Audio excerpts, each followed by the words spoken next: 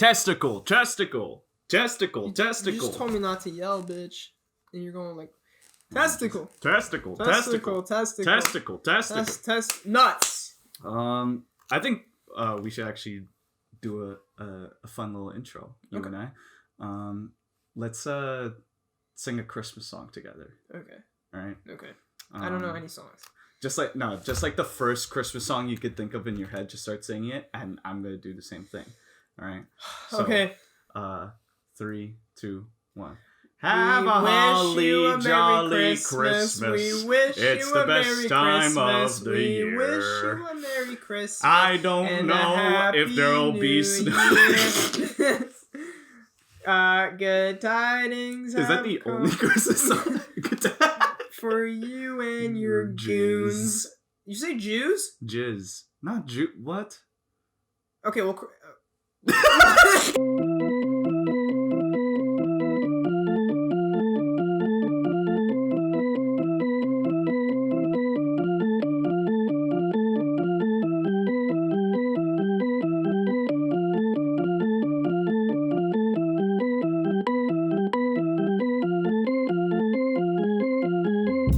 Hello, welcome to the Cool Kids podcast. I'm your host, Kev Salvatierra. This is the podcast where I talk to everyone about everything. The wonderful music you're hearing right now is by the wonderful Yukon. Please check him out on Spotify and Bandcamp. And episode 4, let's fucking get right into it. I hope you guys feel festive, drink a hot chocolate, that type of deal. I don't really fucking know what most people do nowadays, but hope you guys had happy holidays and even happier New Year's. Yeah, sure. That's good enough. Do we need to cut out the racist, homophobic, and slanderous claims towards Joe Rogan? No. Welcome, everyone, to the Cool Kids podcast. I'm your host, Kev Salvatierra. Today, I have a very, very special guest. He is my roommate. He's been my roommate for a little too long at this point because I'm sick of his shit. And we have here top Smash player in Barrie. That's Barrie, Ontario. And also white boy of the century, according to literally all of my fucking friends who happen to be females and half of Tinder, Liam Fonagy. Would you like to say a few words about yourself? Yeah, it's great to be here. I was about to leave as soon as you fucking insulted me just immediately. But I guess the feelings are mutual. I don't really give a fuck about you, and you're a rat. Anyways, fucking Liam over here, this degenerate piece of shit scum. Oh, wait, listen. Also, I will steal your bitch. This is why this is one of the reasons why I didn't want you on my podcast, because I know you and your nature, very competitive, very much going like, oh, I'm gonna go ham on everyone. I'm gonna go ham. I've heard you say that over your fucking little Dota 2 game. Bro, it's not even. What? It's not even. I don't even play fucking Dota. Anyways, in all seriousness, I do have some good things to say about Liam. Liam is genuinely one of the best friends I've managed to meet throughout my entirety living in this house, and still going to continue to be my good old friend. He's very nice, very chill dude. What's so funny about that? I don't know. This is the first time I've ever heard this come out of your mouth. Usually you just fucking insult my yee ass haircut. But this dude is funny as fuck. He's always willing to learn new things. Like just like a few days ago, I was teaching you how to play guitar because you're on your whole Steve Lacy, like fucking I want to be Steve Lacy kind of vibe right now. I don't want to be Steve Lacy. I want to be better than Steve Lacy. Ooh, shit. That's the mentality I'm trying to portray on myself. But right now I'm kind of like worse than a toddler. So like you can learn to be better though. Yeah. Right? Like of course. With music, you can always have have the time to like really craft it, really make it better for yourself. Like when I was teaching this boy in front of me. If you listen to Steve Lacy, please go fucking listen to him right now. He's like literally the best. He's God. He's God. He's my father. I'm not that comfortable with having sex with men, but I would let him fuck me. Like, Steve Lacy, if you're listening to this, pull up. Pull up right now. But I think Steve Lacy is actually a good like musician to bring up in terms of homemade like music, because he's a very much homemade music kind of person. He's different from like, you know, your fucking average SoundCloud rapper that just has like a shitty mic and a shitty production. This dude actually like takes the time and he uses just very cheap software. Not to knock on GarageBand, but it's like everyone can fucking have GarageBand if you have an iPhone and a MacBook.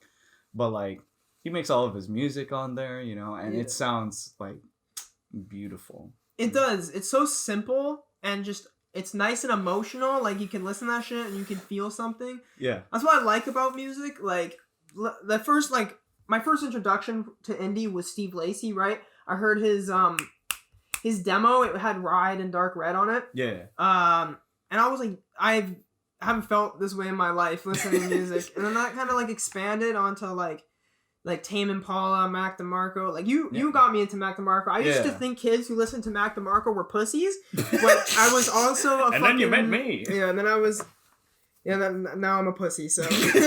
You're not wrong. Like, the whole Mac DeMarco, like, fan scene, I remember when I first started getting into it, I was like every other kid that just listened to Mac DeMarco. Like, it's... Essentially, my whole style changed, and it's still changed now. Like, wearing this stupid shit. Yeah. I wore this in, like, 2 podcasts ago.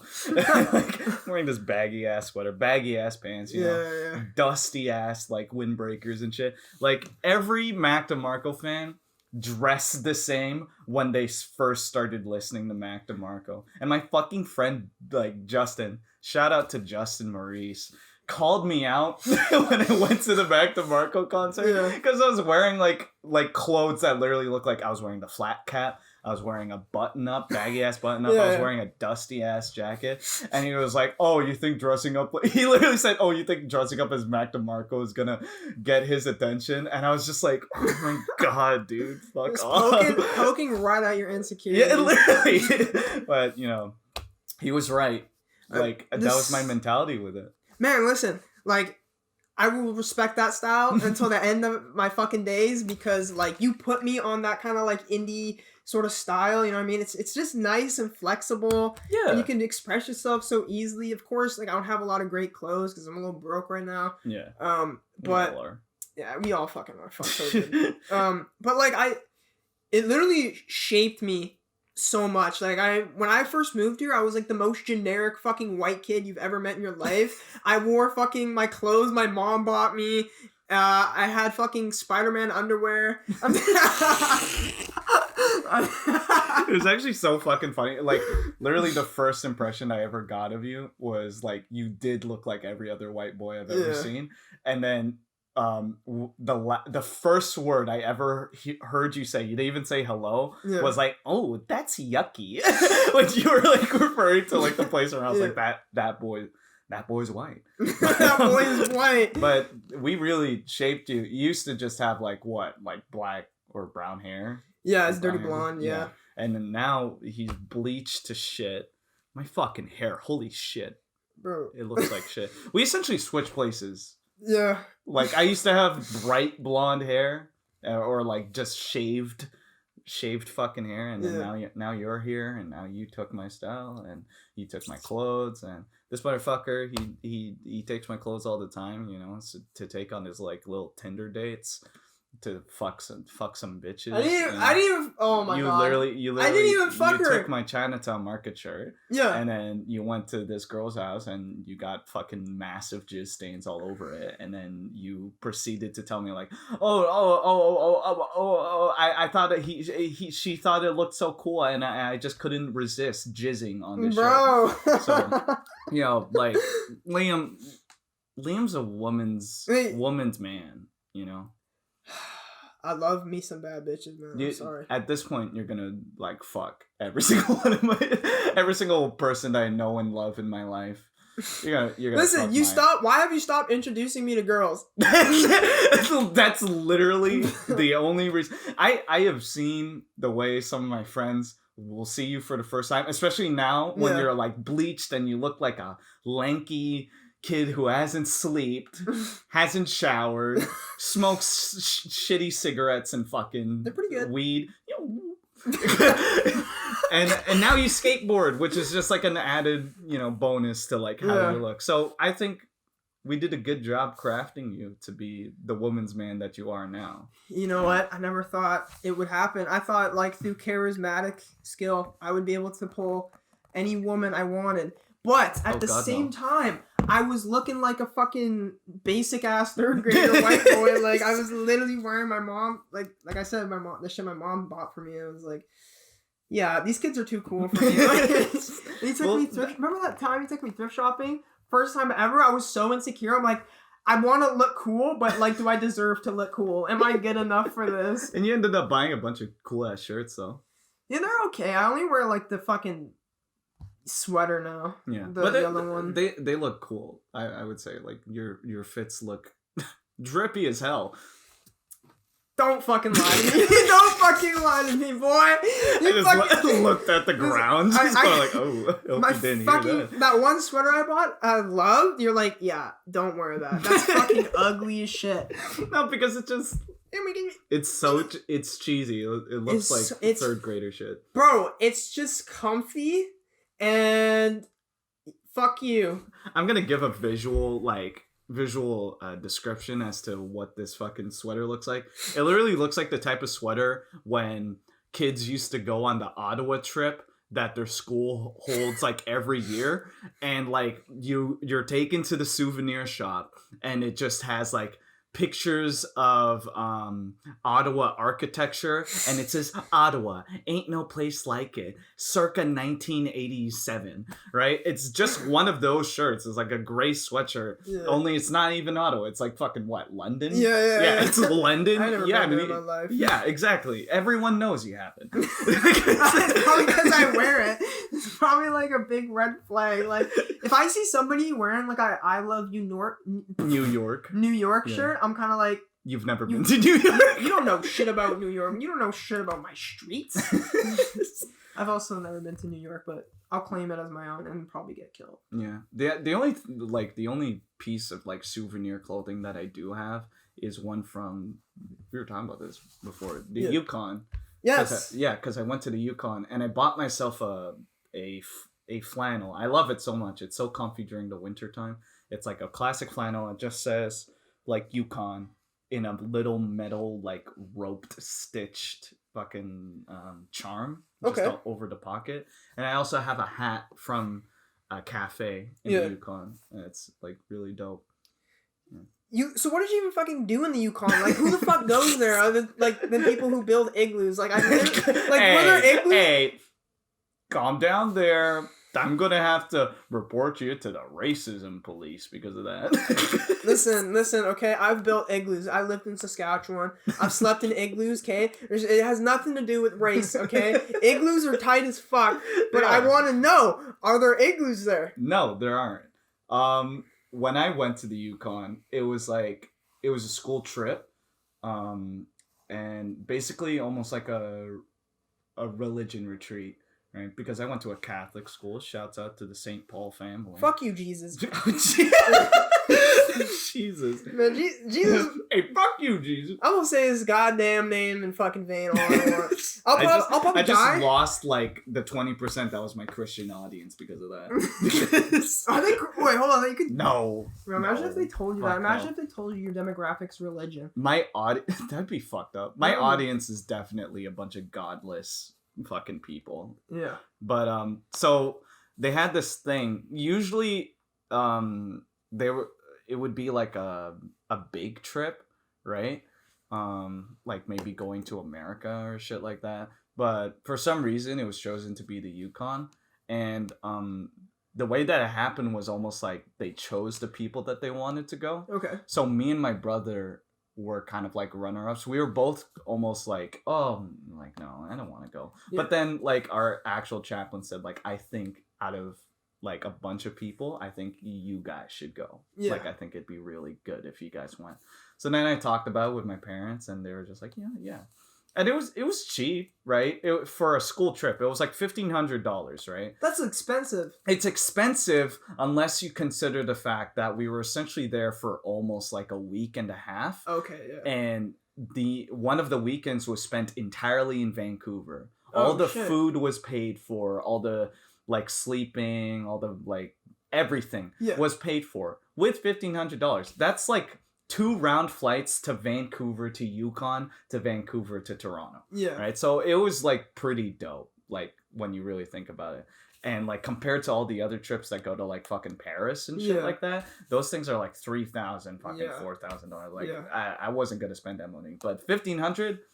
They split the payment, so they're just like, you just pay here and then you pay there, and then you're in the Yukon. I was like, fuck yeah. I was supposed to go to a trip to France, but I had a 50 in my French class because I didn't do anything. And they're like, you're not good. No, I basically was like, fuck French. Fuck the French. And now that I'm older, they're like, oh, if you speak French in Canada, like, it's an asset. And I'm sitting here like, well, fuck, I just screwed myself on the skill, but I still don't care. I speak English. Everybody should speak fucking English. Whoa. Listen. Okay, basically everybody does speak English, right? Maybe I should speak every other language. Maybe I should be a dickhead. But, like, it's so easy. It's the easiest language. I've literally talked to so many people who speak, like, 2 languages, and they're like, English is... I don't think when I speak English. I will say, like... French, I don't think should be a requirement for people. I think it's cool that people in Canada like learned how to speak French and shit, and they know how to speak fluently. Like, I have a few of my friends that can speak French fluently, but at the same time, you know, like, I'm good with not learning French, right? Yeah. If I ever needed to learn French, a lot of people, if they want to learn a language, they do it on their own time, right? And even then, they start speaking fluently because of it, right? Yeah. So, anyways. Fuck the French aside. Like, when I went to the Yukon, basically all I did was I went to this kids camp. Yeah. And they needed help building cabins and just setting up the place for the summer. That's cute. For all the kids like in the Yukon area to come and like do stuff, right? I was in charge with painting a mural because they thought, like, with your artistic skills, we could use you. And I was like, all right, though. So I painted the mural with, like, this person I used to know. Not gonna get into that. Wait, like, was it like one of those people? It was one of those people, but, like, you know, past aside, you know, it's whatever to me. Yeah. But, like, yeah, I ended up painting a mural, and it was really cool. Yukon has a time zone where it never becomes fully night. It is like how it is right now. Yeah. It's fucking like it's like sort just dark blue. Yeah. Right? This is essentially what it looked like every night. It would be 12 p.m. Or 12 a.m. and it would look like this, right? You would never see the stars or the moon or whatever. Mm. And then super fucking cold at night, but honestly like pretty warm during the day. Yeah. And we came in there at like fucking I think May. Right, so it was all right. Yeah, and then not to mention just the whole vibe of the Yukon is actually so nice. You get to see all the mountains. You get to see the people that like live there, the natives. You get to see the just the regular people that like. There's this cafe there. Yeah, they have a cafe punch card that I still have in my like fucking wallet. Okay. And it's just like in case you ever come back again. And I was like, probably not, but yeah, but yeah, that's all I did. I basically helped build this camp for these kids. And then we went to a research facility. Okay. And we did a mountain hike all the way up to like this big ass mountain. Someone prom-posed there. And it was... Was it a no? No, it was a yes. Okay. Obviously, it had to have been a yes. Like, regardless of what the girl fucking thought. But it was cheesy. Yeah. Because they got our chaplain to be like, guys, attention. I think we need to get together and just really talk about something. In fact, I have a fellow classmate here that would like to lead us in a talk. And I was like, what the fuck's happening? Right? And he says like, and he pulls out the sign and he's like, will you go to prom with me? And it's just like, yo! And everyone clapped and Dude, shit I like actually that. don't even remember how I promposed. Really? Yeah, I think prom-posals are the funniest. I think what I things did ever. was because it was my girlfriend at the time. God bless her soul. God bless her. She's dead now. To me, at least. Yeah, I think I had like this jar, and I did like some cheesy shit where I put like 100 reasons why I loved her. Oh, and then, classic. And it was like, I think I put something on the top. It was like, will you go to prom with me or something? Oh no! I brought her over to my house, and I had like this little paper thing, and I was like, it was like a loose leaf. It was like really bad. But she said yes, and she had a terrible time at prom. So okay, so it worked out for both of you. It worked out for both of us. You know what was so sad? What? Our prom pictures were so like terrible. Like I had like this like cheesy shit eating grin. Like every time I took pictures at school, I looked like a fucking menace. Like I literally looked like a danger to society. And this girl, like with me in her arms, is just like they're like not happy. And I was like, are you having fun? And she's like, no. I think I actually have my prom photo here. People watching in the video format, check this out. It is single-handedly, like, I love this photo so much because it looks like a classic, awkward prom photo that I'm going to show my kids. It's beautiful. That's perfect. It's literally like the way we're holding each other is just like that classic 80s, like, look at us, we're a couple. And like, I'm all makeup. Like I had makeup on. You had makeup on? Yeah, I had makeup on. It was like light highlight and then just a little bit of like this eyeliner? Shit. Eyeliner. Okay. And then fuck my hair. I literally had the almost Hitler part right there. And my hair was like raised down lower. Like I could do it right now. Nope, sure my hair's too unhealthy.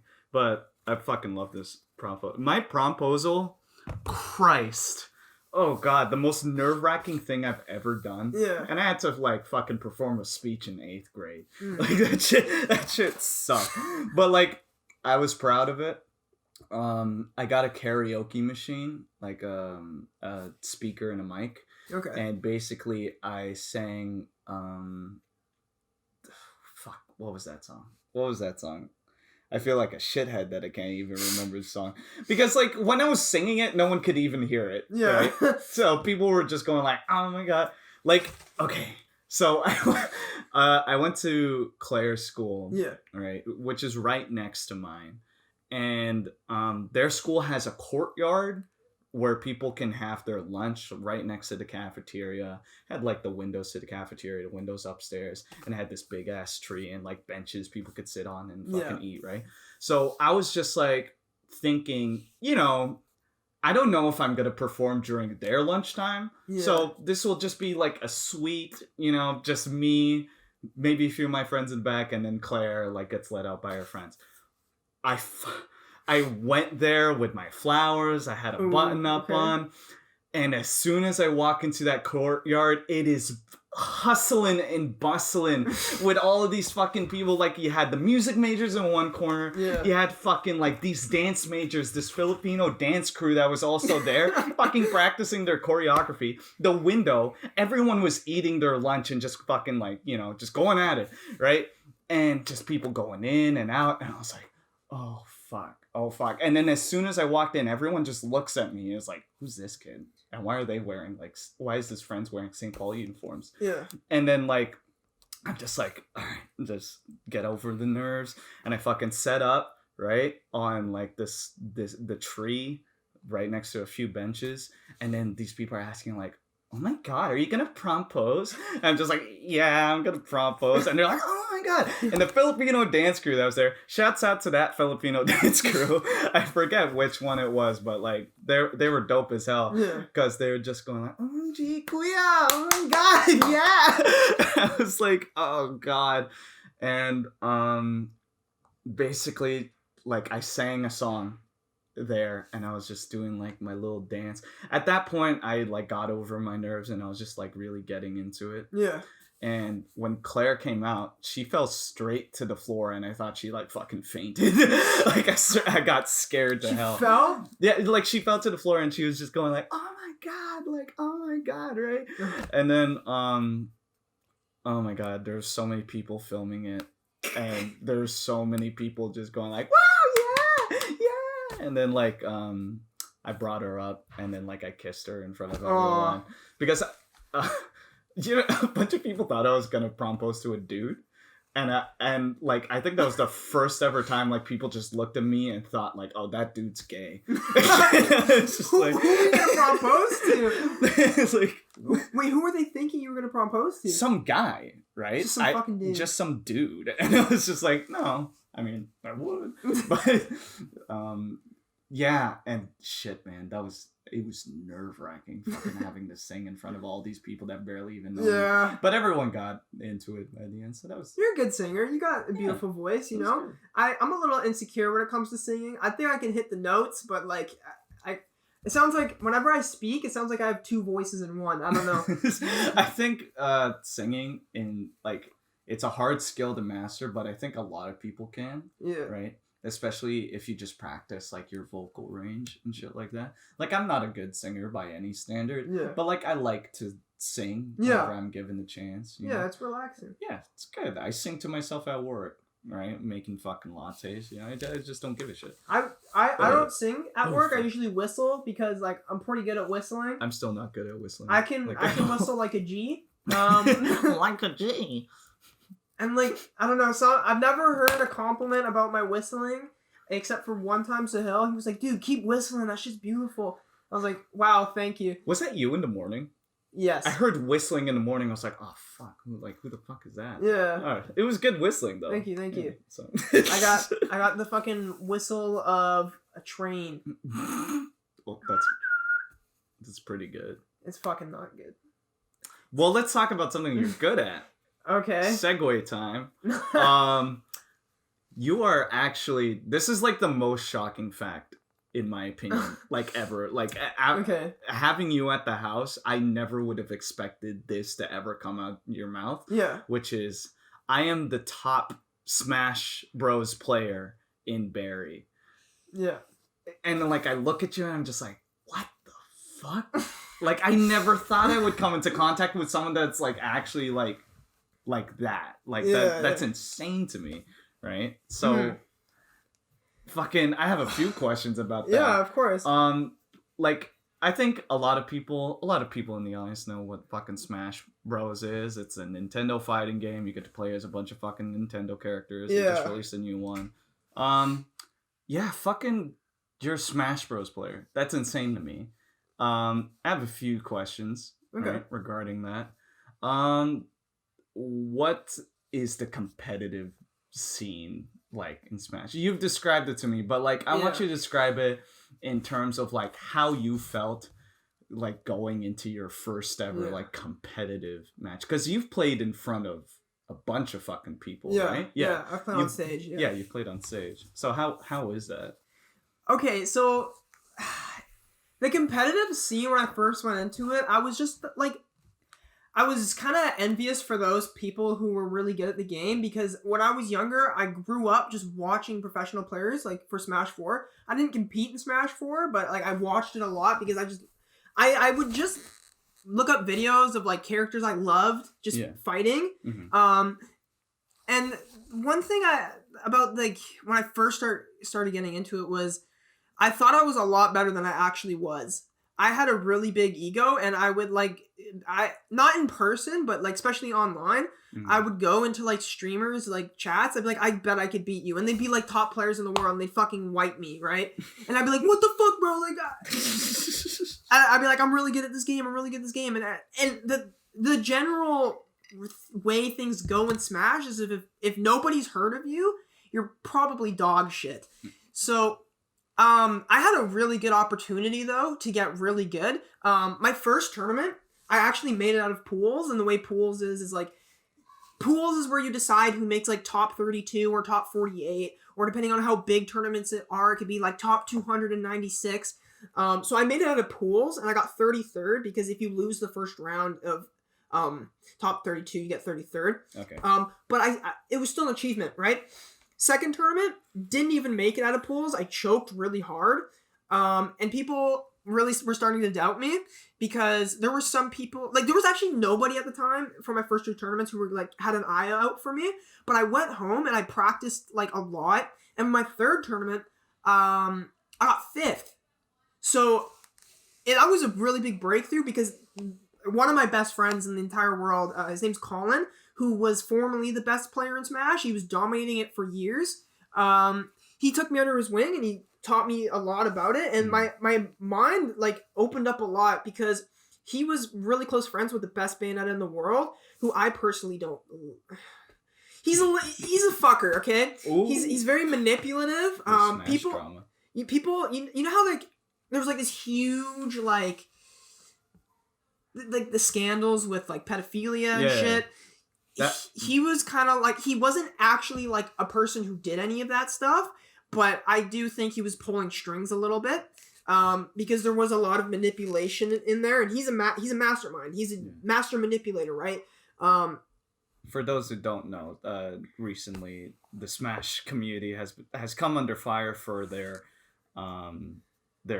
links to pedophilia amongst the community, where it's just a lot of top Smash players were revealed to be manipulative child abusers. Yeah. And they've been properly called out, would you say? Yeah, they definitely have careers ruined. Yeah. I think some people are actually going to court for it, but not enough people are going to court for it. Okay. I definitely would say. But yeah, other than that, he taught me a lot. He just showed me so much. He was such a cool person. Like, the people I met in Smash, everybody besides like 3 people in my life I've met are all fucking like weird social idiots, right? Who have like no social cues. They don't bathe. They don't like do anything. So they're like epic gamers. Yeah, they're epic gamers. Yeah, super epic gamers. Yeah, he was just so nice, and he's such a smart dude. Him and I could like talk about anything, and we could get like on a deep level. He like came here. We did shrooms once. Like I cried in front of him. It was a beautiful moment. It was good. But yeah, he also, I would say, like saved my life. Because I was like, I kind of went to play Smash because I was kind of running away from a home life that I wasn't really happy with. So it was like nice to just have somebody to go to and just practice and just get better.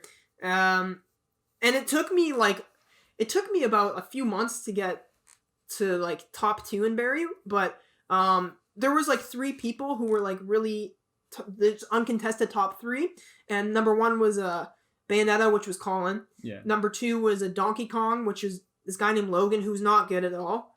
And number 3 is a guy named Mackenzie. I love him. I fucking love Mackenzie. Mackenzie, you're watching this. I love you. Mackenzie. Shouts out to fucking Mackenzie. He was a Yoshi player. Oh. And he fucking hated me because I played Palutena, and Palutena shits on Yoshi. So he every time like I beat him, I'd hear some fucking lame ass excuse. But yeah, one thing that was really weird about starting out too was a lot of the people were actually jealous of me because of how fast I was improving. Because for some people to get to the level I was at, it would take you like a lot longer, like possibly years. Yeah. And there are people who have been playing for years, and I just surpassed in the matter of a month, right? And I would hear shit like, "Oh, he's only good because he's playing with like a top player." Like, duh, like duh, no shit. It's like it's training, right? Yeah. If you get trained by the best coach, you're gonna get some really good fucking results, right? But the thing is, I got 5th place on my own without any top players helping me, right?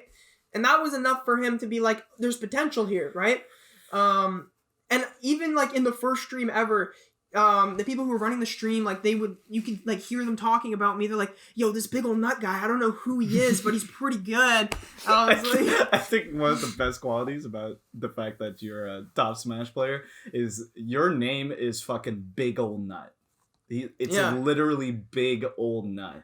Yeah. And it's a name to respect now because you're at the top level. Which is dope. Yeah, I think it's fucking dope. I kind of said it like I made the name that because I wanted people to be like, I want people to laugh or like have some reaction when they call out my name. So like whenever TOs were like, Big Old Nut, everybody be like, who the fuck is this? Like, I think you're part of a community that's actually really fucking, I think, a lot more interesting in almost all of the wrong reasons. Yeah. You're part of the fighting game community. Yeah. When a lot of people think of like video game like tournaments and competitions, they usually think like right now the big one's Fortnite. And you also have the classic Call of Duty. Yeah. Like everyone knows those fucking the FaZe people. Yeah. Like, they blast everyone away with that shit, and they're rich as hell too. Yeah, they're balling, man. But I think the fighting game community, if you guys ever want a great video, I'm gonna link it to the description, a video that kind of sums up the fighting game community as like a very, very strange fucking niche community that has somehow garnered this like huge following. Because a lot of people, like, you think of the FaZe people, you think of Call of Duty people. A lot of the time when they're playing the game, they're always just like, you know, just like fucking playing around and just going like, we won, you know, like they grab that team deathmatch. Yeah. Right? But the fighting game community is so coked up, like at any given time, they lose their fucking minds. Yes. Like, think of any fighting game, like Mortal Kombat, Street Fighter, Smash, those are all different fucking fighting games. Yeah. But the audience still remains the same of these people going like, yeah, fucking like happy feet, wombo combo, like these people are fucking losing their minds. Yeah, I know. It's beautiful. Right? It's insane. And I think one of the weird qualities, which I think you're attributed to, is the idea of the underdog player, in my opinion. Because like there's a lot of these times where these fighting game like people, they'll go to these matches and be like, it's like, I'm a low tier god, like that shit, and then they get absolutely fucked by this weird socially inept glasses wearing motherfucker that has his like collar popped up like fucking this, and it's just like, yeah, I think I could beat him, I think he's a little bitch. Right? And like these people, like, they absolutely kill it, like dissing the fuck out of these people, but they become absolute ass when it comes to like fighting like in the actual game. So there's definitely like this balance of like ego, or rather unbalance of ego and actual gaming skill. Yeah, of course. I think you prosper in gaming skill more than like ego. From what I've heard like of your stories, like you're never one to really be like, yo, I'm the fucking best, bro. Yo, hashtag big ol' nut. Get it trending on Twitter. Yeah. I'm about to beat every fucking Yoshi, Mario, Luigi, Donkey Kong, Banjo, Kazooie, King K. Rool, motherfucker. Like, you just seem to be like, yeah, I could beat this fucking dude's ass. Yeah. The one match we played together, we played a match recently, and I have no fucking clue how to play Smash at all. And I played Minecraft Steve because I just thought he was fucking hilarious. And we killed these two. Like, it was a 2v2. Yeah. I died, like, very close. But I managed to get two fucking... stocks, Yeah, 2 stocks in. And, like, I felt so good. And then seeing you, like, fight the rest of the way, it became a 1v2 for the rest of the match. And this dude, he fucking, like, absolutely smashed them. It was like close, but it was so fucking intense. And then as soon as you did, we like literally got up and were like, no, fucking, whoa. The thing about like, oh my god, it's just like a fire inside of me. I swear to God, like when you make those like plays, or you do something like so unexpected, and like there's people around to watch, it's like you feed into the energy. You're like, let's fucking go! Let's fucking go! It's so satisfying to fucking see. I would love to just sit into one of these tournaments and just see people lose their shit, and I'm like fucking like looking around like, oh my god, yeah, where's my mom? Like fucking the reason why I beat those guys was like those two. When I beat those guys by myself, well, you helped, of course. I helped as Minecraft Steve. Yeah. Let's not forget that. Let's not forget the important parts. I used my crafting table to beat the ever-living fuck out of these idiots. Like, you got fucking 2 cheese stalks with the anvil. The most broken fucking move in the entire game. I was like, fucking pro gamer. Yeah, they were fucking okay, and like why it felt so good to beat them was because they were teabagging and they were taunting me. So, because when it was just me, they were like BMing me, like they were gonna beat me, and I was like, hold up. That's an example of the ego, right? Yeah. The ego starts rising, and like it starts clouding their vision of like actually like gaming, and you see it in like fucking sports all the time, especially like in boxing, right? Boxing, MMA, UFC, there are always these types of people that taunt before the match, during the match, even after the match and shit like that. But they can be absolutely overcome by someone that just keeps up with their like mental state and just like get absolutely cleared. Yeah, exactly. Right? So like I think it's dope that you're a fucking epic gamer. I do want to bring up one thing. I don't know if many of my audiences are like thinking of streaming, like them playing games or doing shit competitively. Yeah. But I want you to give kind of like for those people that are actually like thinking of doing it, right? Like getting into a competitive scene at any like in any sense. Yeah. Like video game wise, like do you have any pro gamer tips, you know, to keep them going? Right? Yeah, okay. One thing like that nobody really tells you is you need to have the fire. You need to have the passion. You need to want it. And you need to set goals for yourself, right? Not every goal has to be I want to be the best in the world. For me personally, that was my goal. And I was like, I think I could have done it if COVID didn't happen. I think I would be like traveling around the world right now and be competing as like a big name because I was getting really good really fast.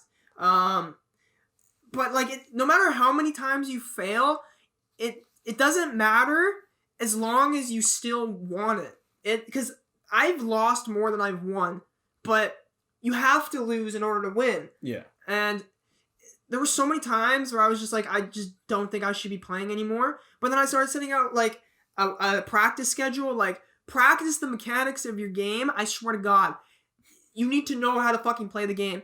Because like if you get rusty and you can't execute things properly, that's on you, and that could cost you games. And just like make friends, make some good ass friends. A lot of people, it's very hard. Honestly, it's very hard to make friends in the fighting game community because people are like really fucking weird. But those 1 in a million people will change your life. Yeah. Like it was just like a nice sense of community because like my friends and I, like we had the exact same goals, so it was like something to fight towards. Like I was able to just like go to this tournament and be like, I'm gonna fight my friend today, I'm gonna beat him. Never fucking did. But like I still tried. It's all about just trying and getting familiar with your character, with yourself. One thing that really humbled me as a player when because I had a big ego when I first started, right? And I started like leveling out once I started realizing how bad I actually was. But one thing that really like humbled me was I was spending my weeks like just playing against top players, like really good players, like some of the best in the world with their characters. And it took me to like, I fought this guy from Barrie who was really bad at the game. And it took me to play him for the game to actually click in my head. So I was like, whoa, like this game makes sense now. And I was like, so like, you can't just play with who you think's better than you, because sometimes like the way they think is just a little too complex. Sometimes just like I said, playing, you'll just get good. You have to set goals though, for sure, because if you don't set goals, you'll get lazy. Like I did. I didn't really have too many goals in the beginning. I was getting lazy, and my friend was like, you need to work harder. I was like, holy shit, he's right. And I fucking put in like 12 hours a day. I was like fucking grinding. I was playing like 2 tournaments every day, which is fucked because most people usually play 1 tournament a week. And I had progress. Yeah. And before, when I wasn't really making progress, I was like, I need to give up because I'm not doing well. But really, I just wasn't playing enough. I wasn't giving it my all. And yeah, you just really need to want it. That's I think you could apply that like type of mentality to anything, to a lot of things, you know, just like practicing the craft, getting connections with people that are talented in that craft, you know. Like I know for me, like a lot of my friends, they do a lot of film and like a lot of video related things, and I still learn a lot from them whenever I just get to talk to them about it, right? And I ask for tips on like how the fuck do you start a movie? How the fuck do you like start writing and shit? And they always have like different things to say, and you get to learn a lot from that, right? So whenever you get to see someone just really practicing their craft, it's really fucking cool to see like how you can better yourself as like a person in that, right? And gaming's just another one of those things. There's 2 more things that I want to add for gaming if you want to get better.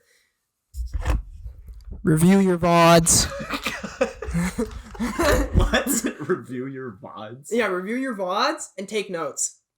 Oh, so like reviewing your fucking the things that you do. Yeah. This is gonna be so fucking loud. And it's recording. And people who do it better than you, watch them as well. Because how I got better was I watched a man. I'm gonna say redacted because he was convicted as a pedophile. But that's good. That's good and bad. Yeah. But I used to watch him just to like understand situations better, and it helped.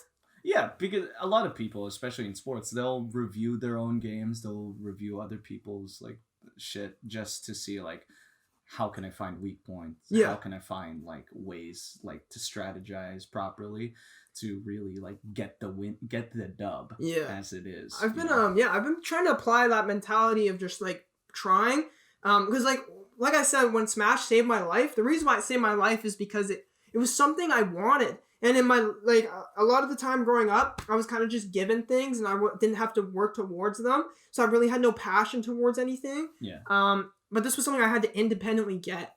And I'm like trying to apply that to music. You know, I'm not that great, but I think I can write some pretty good shit. Like, I've been practicing poetry.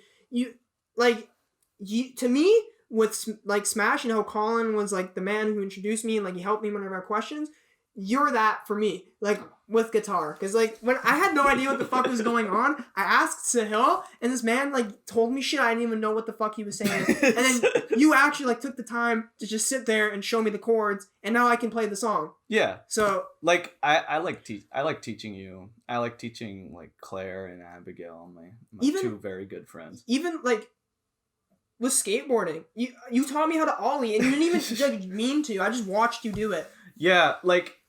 How I view myself whenever I teach is that I always try to preface it with like I'm not good at this at all, right? I always like tell people that, but I'll tell people what helped me learn, and that's like in effect will help these people learn, right? Like I'm not the best at guitar. Yeah, I'm clearly like very much not. Maybe I'm being too hard on myself. You're pretty good though. Like you don't even have to look at the strings to play. You just sit there like.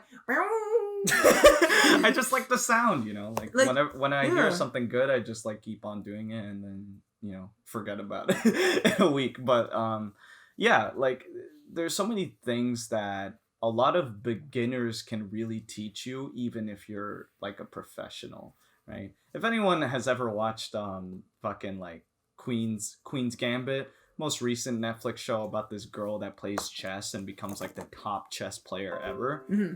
Oh. Hold on, I think I need to plug it in. Whatever. I'll keep it going till like we have to take a break.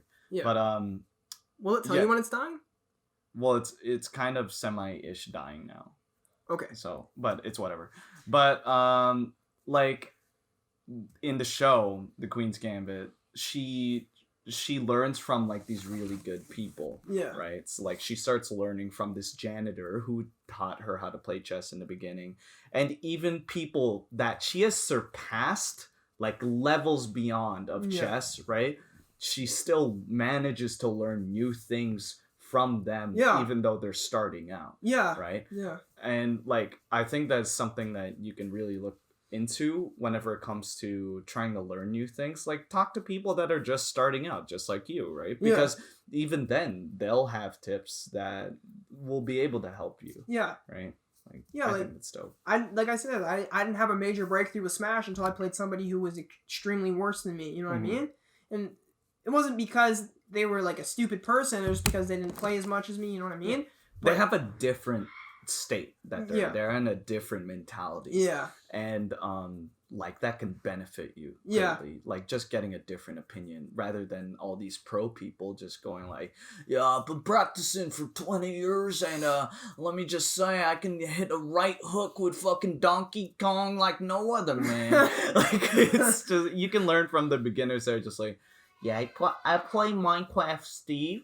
And what I found out is that you can get massive dub if you drop anvil and shoot them to bumfuck nowhere. Like, it's just, it's good shit. Like, okay, so for me, what pushes me to like learn is like, I call it my flame. You know, it's like my passion.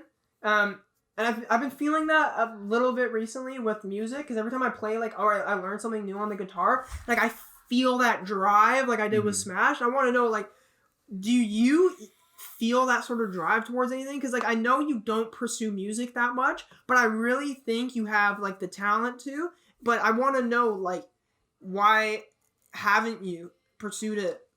I think part of it, and I've mentioned it in other podcasts before, specifically the one with Chris, like, I do have, like, kind of like this specific drive to do something, to create. Why I don't pursue it as much is there's a big looming sense of like, you're not going to make it. That always like hangs over me.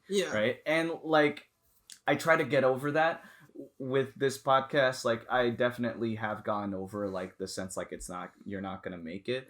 Because I enjoy doing it. Right? And getting to combine it with video also helps me pursue the video person in me that wants to like create more film, create more like creative videos. Right? With music specifically, I still have that hanging thing that you're not gonna make it. Right?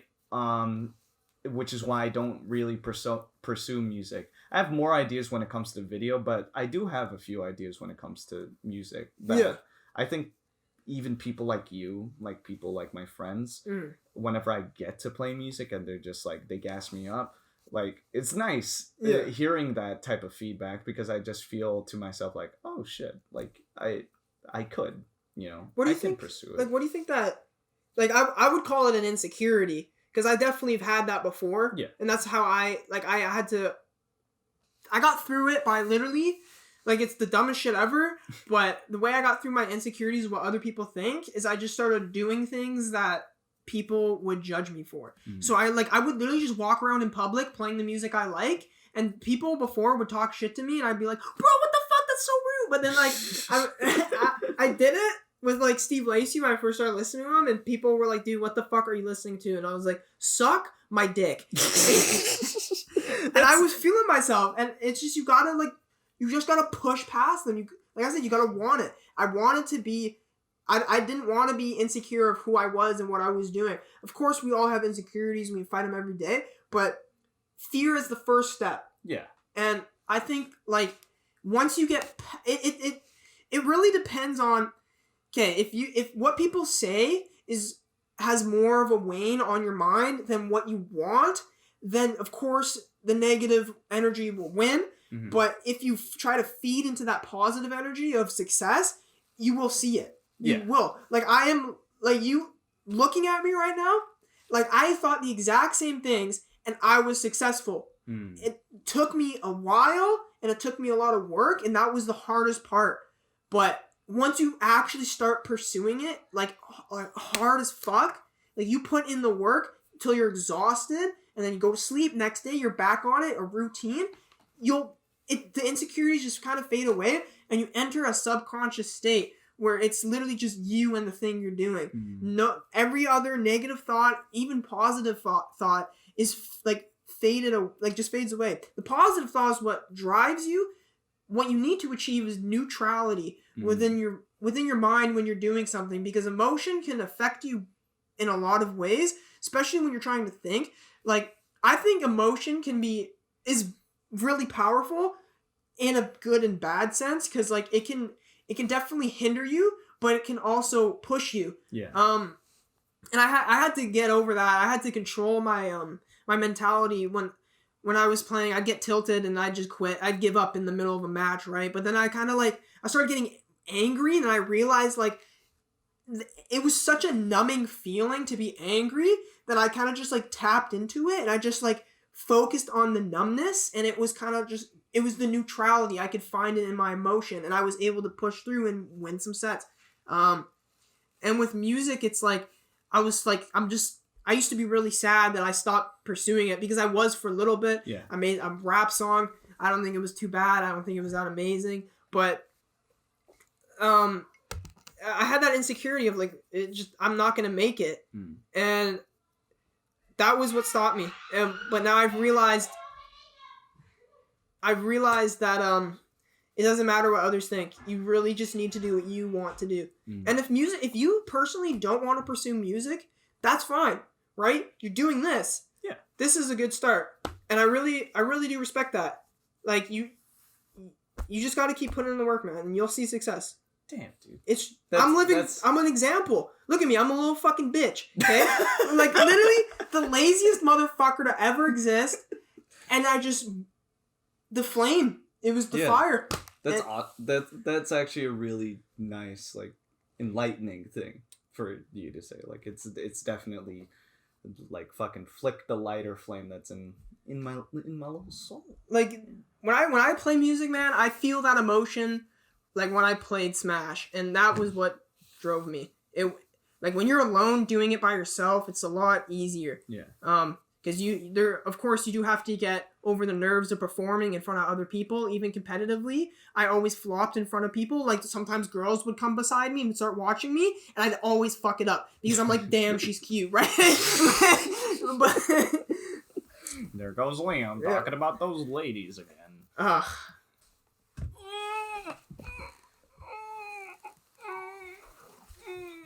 Okay, so after jerking you off and trying to make you feel better about yourself. Yeah, let's talk about something else. Yeah. Right now, we are currently recording this on Christmas Eve. So if people that are listening to this definitely after Christmas, hope you had a good Christmas. Yes, fuck you. Yeah. Listen, I'm sorry. I hope your Christmas is good. Santa don't give a fuck about me, though. Oh, Jesus. You bitter fuck. I am bitter. Whatever holiday you celebrate, I hope you had a good holiday in general. December is always a nice special month. And, I'm very excited to see what gifts, like, I might open up. I don't know if anyone got me a gift, really. But, I'm excited to see what I got. I think my Christmas shopping is going to be delayed until tomorrow. Oh, for sure. Like, my Christmas shopping is going to be delayed till mid-January for, like, my family and friends. Yeah, I'm just so broke. Where's my fucking money? Where's my money, kid IK? Where's my fucking money? I've been waiting. I was supposed to be paid on the fucking 18th. I was supposed to be paid fucking today. I'm sitting here beating my dick off with this fucking degenerate because I'm trying to pass time. I need money. I want to go buy some shit. I need money. I didn't give a fuck about money when I was younger, but now I'm independent. I'm like, you need money. But anyways, with that weird episode you just had, Christmas is always a nice thing because I think one of the number one Christmas gifts I have gotten in my entire childhood has always been fucking video games. Yes. Even since, like, in the Philippines, right? I used to get those fucking bootleg video games added onto my bootleg Xbox. It was nice. You had a bootleg Xbox? It was a regular Xbox. But, kind of digitally made so that I could put downloaded games, like any downloaded game, onto there. Fucking sick. Right? So it was fine. I got fucking Lego Star Wars, I got fucking Call of Duty, I had fucking Forza Motorsport, the classics, and the Bible game. I love the Bible game. For those who don't know, the Bible game is a trivia game show focused on the Old Testament. Nothing else. It is literally classic fucking Bible shit. Like, was it good? Yeah, it was pretty fun. Are you fucking with me? No, I'm not fucking. There's no way. Being born into a Catholic entire nation, of course I had the fucking Bible game. It was insane. What if it was probably just like a household necessity? Like... It's like every Filipino must have the Bible game. But, yeah, like, and when we went to Canada, Christmas, like video game Christmas, it felt even more special. Yeah. Getting those like fucking DVDs and shit. DVDs, Xbox game CDs, the Blu-rays. Because I've been Xbox all my life. You know, I'm thinking of converting, but you know, yeah, me too. Like Xbox has been like my number one baby. I remember the Christmas that we got our Xbox 360. So we had the Halo Reach Xbox 360, like the special edition Halo Reach Xbox 360. And that shit was so good. Do you remember? This is like an OG thought, okay? Do you remember the name of your Xbox? Because they all came with a name when they were manufactured. No. No? What? Yeah. They had a name? Yeah. Attached to it? Yeah. You could usually find it out like going into settings or if you played Halo. Like Dave? Like yeah. Name like what the fuck? You know, my Xbox name was Donut. Donut? Yeah. I thought you were talking about like gamer tags and shit. No, like Xboxes had a name. I had two Xboxes actually. One was named Grizzly. Grizzly and Donut. Yeah. I don't know if they stopped That's single-handedly the stupidest shit I've ever heard. Yeah, I mean, but you have your Xbox right there. Oh wait, that's not your Xbox. Well, that actually is the fucking Xbox 360 that I had in my home. Fucking let me bring it out. Make use of this video format. Yeah. This is my OG Xbox I got when I first came to Canada. Oh shit! Yeah, it's got the little markings all over it. The fucking is that Halo Reach? Yeah, Halo Reach. Yeah. Yeah, I remember when that came out. I was so jealous of everybody who got those. Halo Reach was a good game. It was a good ass game, dude. Like the ending, I almost cried. Yeah, man, that shit. Like literally, everyone dies. Yeah. It's like the Rogue One of fucking. Shit, I'm gonna just have it there. Just set up like this for the rest of the literally fight until you die. Like, dude, I went until I couldn't fucking get any more ammo. But fucking, do you have any memorable like video games that you fucking got during Christmas? Yes. Specifically? Yes. So the first like Christmas my dad ever bought like Xbox games for me. It was like a big dump of games. And I've played a lot of them. Some of them were dog shit. Like Sneak King. Fuck you. Fuck, that is the shittiest game. Like, I remember seeing that game at Dollarama shelves. I had all three of the fucking Burger King games. Whatever made them fucking decide to make video games, I don't know what it was. The only good game that was like they made was the racing one. That one was actually fire. The bumper car game was Donkey Dick, and Sneak King was like mechanically broken. It didn't work. He's my favorite like character in Smash though. Yeah, Sneak King. I love Sneak King. But the good games were like I got the Crimson fucking Skies, bro. Yo, Crimson Skies. I got that shit with Voodoo Vince. And then I got KOTOR. I know you don't know much about KOTOR, and I'll fucking... You love talking about KOTOR. KOTOR is the greatest fucking video game ever conceived by man. I will say it until I fucking die. Listen, This dude's talking about fucking Star Wars game. Okay, Star Wars is such a great fucking... nerd. I grew up with that shit. Like, when I was a kid, I wanted to be fucking Anakin. Because he was so edgy, and I was like, wow, this guy's so cool. And... I didn't even know how to fucking spell his name. The only Star Wars game I had was The Force Unleashed. That game was okay. I like that game. I thought it was fun. You get to play the fucking apprentice to fucking Darth Vader, which like literally makes no sense to me. But whatever. Once you've been like caressed by KOTOR, you'll never go back. You'll never go back. The story. Oh!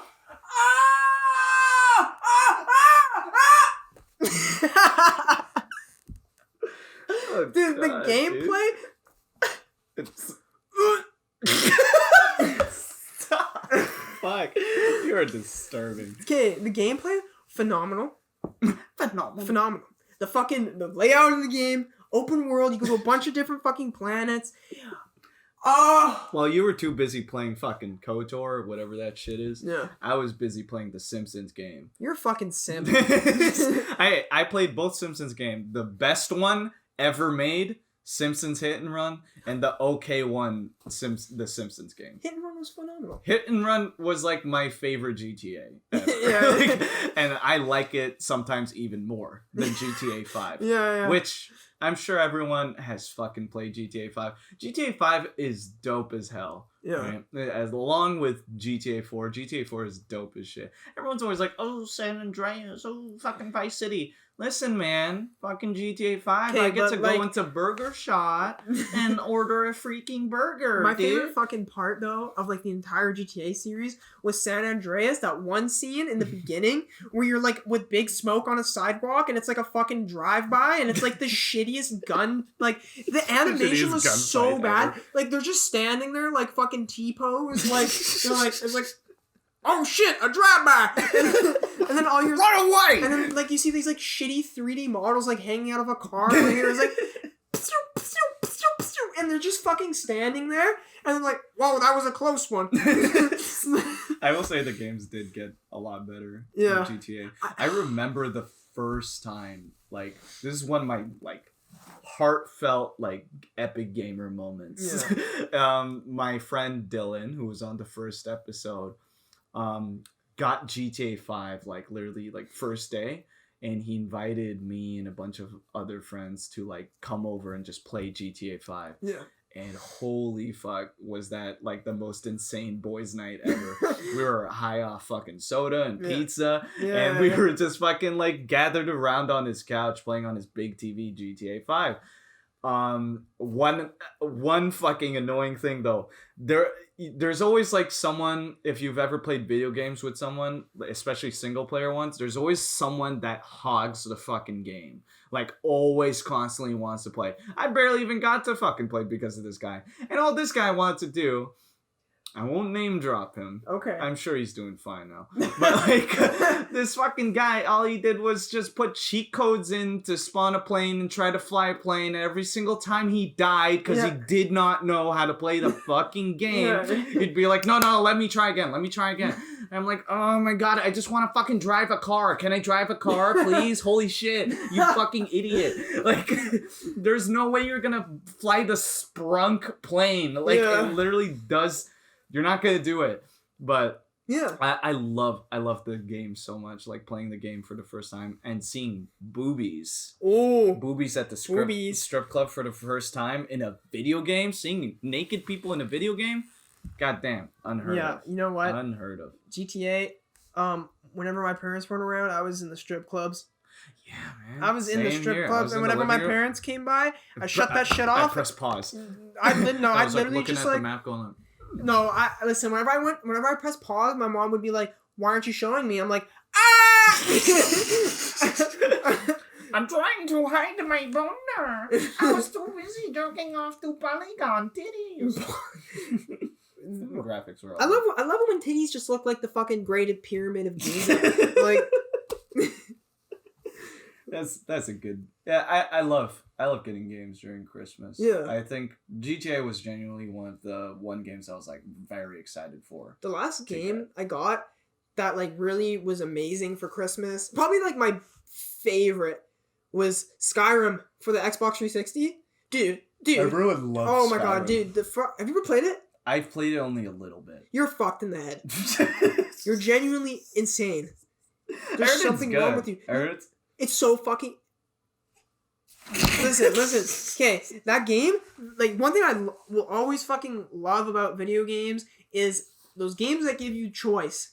The option of fucking choice. Like, Crimson Skies, you can choose your fucking plane. Yeah. KOTOR, you can choose if you want to be dark side, light side, Path of life. Yeah, like, if you want to use lightsaber, double-sided lightsaber, fucking guns, fucking swords, fucking fists, bro. Fucking Skyrim. Fucking pistols. Skyrim was like, okay, here's bows, crossbows, swords, axes, maces, longswords, like a million fucking things. You can choose to be an elf or a Grogus. Yes. And there's a giant world you can just fucking go jerk off in. Yeah. There's so many cool things. There's like hidden weapons and shit, like Fallout. Like, I love when games have like that hidden thing. In Yeah. it. Like you can find the hidden car. Yeah. Or the hidden fucking Yeah. like sword or the gun. You know what game was phenomenal for that, but then they fucked it all up with the third game? What? Borderlands. Borderlands. Okay, Borderlands was like... My friend loves Borderlands Yeah. so much. It looks cool, honestly. It's so... Dude, it's...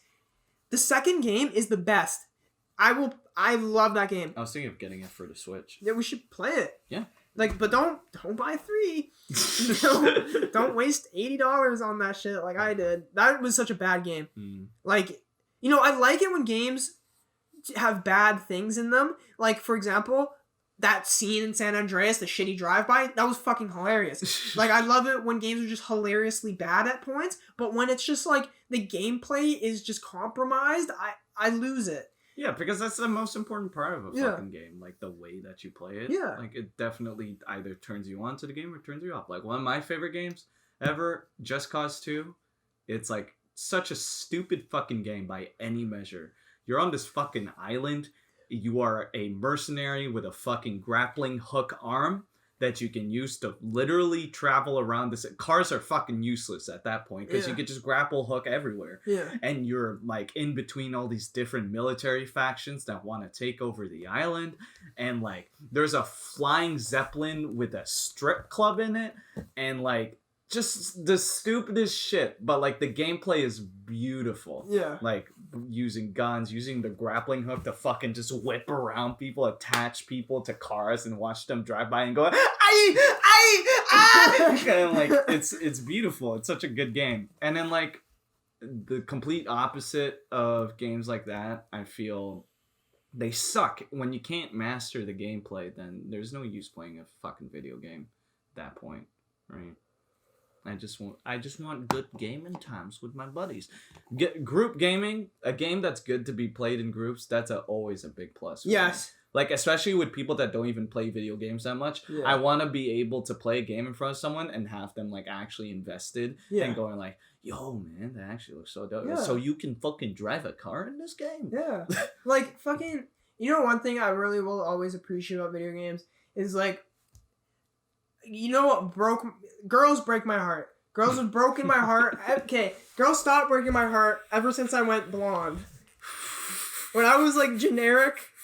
Well, when I had, like, that generic style, I was like, oh my god, I love all these e-thoughts. And then they were like, here, let me play with your feelings. And I was like, damn. But what saved me... That's some gameplay. ...was just playing games. It was just like, I could just relax and just escape from that emotion, you know what I mean? It is the most virgin thing, really, to say it from, like, the outside perspective. But, you know, playing a game, like, for me... I love playing video games. That's like a good therapy of mine. Yeah. There was a good point in time where all I did was like replay all these fucking old games that I have. Like fucking the Orange Box, Half-Life 2, Dead Rising. Like I was just replaying these games like recently, like in the coming months. And it was so much fun. It helped me clear my head. Just going like, yeah, I'm fucking do that. And like nostalgia. Yeah, it's good. Nostalgia is good in healthy amounts. Like I don't want to ever be like the type of person that says, "Oh, the fucking Half-Life 2 is so good. It's better than any fucking game ever in the world." Like I don't want to ever be like that. I just want to be the type of person to say, "Hey, you want to see me play this fucking game called Dead Rising? It's fun. Yeah, fun. It's awesome. It's an old game. It's one of my favorites, but I love that game. My favorite part of that game is hitting zombies with a cash register.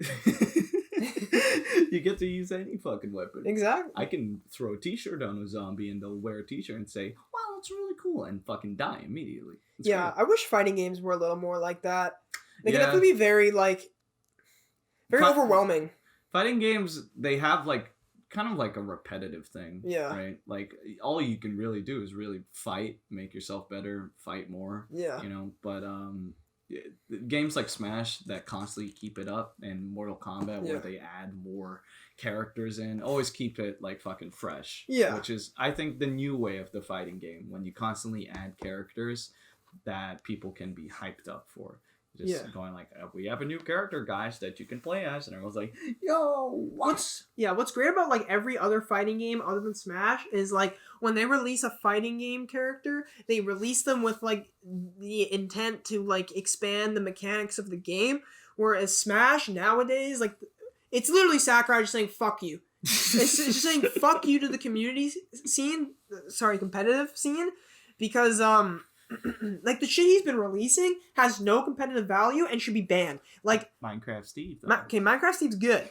The last 2 DLC, Sephiroth and Minecraft Steve, are competitively viable game characters that push the gameplay mechanics. But everyone before. Besides Joker. But like Banjo and Kazooie, fucking But the worst offender was probably fucking Hero, because I thought he was gonna be dope, right? Because he looked like Robin, like a sword mage, and I loved that. I was like, that's so cool. I want to play this character. And they're like, oh yeah, by the way, he has a bunch of these effects that are completely fucking random, that you have no control over. Oh yeah, here's this move that instantly kills you. Oh yeah, here's this move that might make you invincible, fucking ginormous, fucking micro, fucking kill you. Like like when you're a competitive player, you really want game developers to make something for you, but Smash, Nintendo doesn't care. Yeah.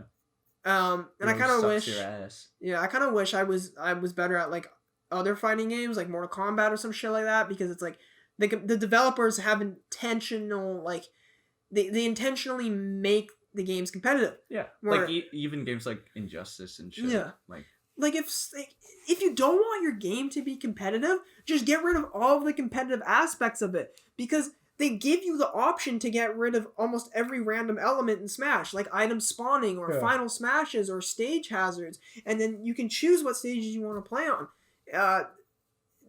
They just start trying to get rid of it. Yeah. I don't blame them though. I don't blame them, because I wouldn't want a community plagued by sexual assault allegations representing my game either. Yeah. You know what I mean? And it hurts me, because as a person who doesn't abuse people sexually, like I looked at the game as like an escape, but now it's like a sex ring. Yeah. And that's fucked. And I knew about it, actually. And I knew about it before it was all public, because my one friend, he knew about it, because he was like a top player. And I guess every top player just knew, and nobody said anything until people started speaking out. And it was like, I had no, it really hurt the game for me, because like people I looked up to, like literally my heroes, were just pedophiles. To be horrible people. Yeah. It's the Harvey Weinstein of games. Yeah, literally. Smash. Yeah. It's a horrible thing. But like, you know, there's not much you could really do about it. Yeah. Sadly, like these people just keep on doing it. I think the best thing that you can do is like just go forward, disregarding all these people. Yeah. Create new fucking heroes. Yeah. From your like game. Exactly. Community. Like, or even if you listen to people that have been, you know, convicted of like very horrible things, or watch movies or watch like videos made by people that were convicted of terrible things, I think the best way you can really do, separate the art from the artist as much as you can, and also start looking for alternatives. Exactly. Start listening to different people that sound the same but offer like new fucking things. Yeah. Right. Like I know recently Boy Pablo has been into some like allegations and shit. Really? Yeah, just like a few months ago of just like kind of like grooming fans almost. And my replacement for that was fucking Lost Retros. Just listen to them. They're a fucking great like band. They're awesome. Okay, I'll listen. And they essentially have like the same vibe, same sound, right? Yeah. But they do some even like cooler things that are awesome. This podcast could be plagued with background ambient sounds of people going.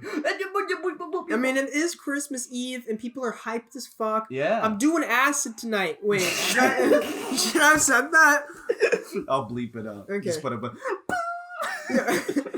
Have you ever? How many like drugs have you tried? I'll save that for another podcast episode for sure. Okay. Keep people on their toes. Yeah, but I definitely will talk about it to the people that I have done it with. Yeah. I think that'd make for a great thing. But you know, like fucking drugs are great. I love me some weed. We all love weed. Yeah, Nicotine's my like drug right now. It's horrifying. Yeah, it is horrible. It actually is really scary. Because, like, every time I like, the one time I bought a pack of cigarettes, like, the one and only time, I don't know if it'll be the only time. Like, I'm a fucking, I've been trying to keep when you nicotine. start with nicotine, you, like, you get hooked. Yeah. Especially with cigarettes, people get hooked. It's such a it's so confusing because, like, when I imagined it as a kid, I was like, I feel like smoking nicotine would be like, holy shit, I need this right now. But it's like, it becomes such a casual routine. Yeah. It's like a habit. You know what I mean? It's just like, it's so hard to explain. It's hard to quit. Yeah. But, you know, to the people trying to quit out there, fucking there's hope. Keep on going on it. Yeah, I quit. I was able to quit. Yeah. For like Smash. Yeah. But then after COVID and tournaments and all that shit, I was kind of like back into it. Yeah, and I feel a little bad because I definitely do believe nicotine makes me stupid. Not as much as weed. Weed was actually one thing that was really like stopping me from competing to my peak. Because, like, whenever I smoke weed, I feel like a dipshit. And, like, whenever I played like a dipshit. Yeah. So I had to, like, cut that out of my fucking life for a really long time. And then I've been doing it recently. I still smoke once in a while. But, like when I started living on my own, I was smoking so much. Like, I was high every fucking moment.